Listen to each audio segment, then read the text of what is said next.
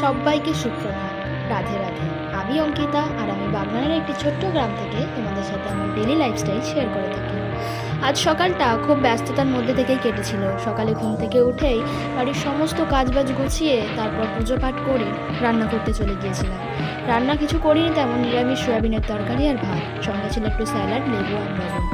আর আজ আমার বড়বাবু যাবে তারকেশ্বরে জল ঢালতে, তাই জন্য সকাল সকাল উঠে রান্না বান্না করতে হয়েছিল, তাই বেশি কিছু করিনি। যাই হোক, ও রেডি হয়ে বেরিয়ে পড়েছে, এখন যাব মন্দিরে। তো চলো সবাই বেরোক, সবাই মিলে একসাথে যাব। সেই জন্য এখন বাইরে এসে দাঁড়িয়ে আছি। এরপর সবাই মিলে চলে গিয়েছিলাম মন্দিরে, আর মন্দির জুড়ে ছিল এক অপূর্ব শান্তময় পরিবেশ। এখানে সবাই ভক্তি ভরে ধূপ মোমবাতি জ্বালছিল। এরপরে ক্লিপসগুলো আমার বডি তুলেছে। যাই হোক, দুপুর 2:30 নাগাদ ওরা পৌঁছে গিয়েছিল শেওড়াফুলি, আর সেখান থেকে জল তুলে বাবার নাম জপ করতে করতে ওরা যাচ্ছিল বাবার কাছে।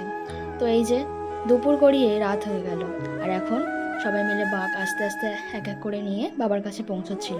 যাই হোক, এখন আমার বড়বাবুর কাঁধে বাঘ, এইরকমভাবে সবাই ভাগ করে কাঁধে বাঘ নিয়ে নিয়ে যাচ্ছিল। তো চলো, আজকের ভিডিওটা কেমন লাগলো অবশ্যই জানাবো। বাই।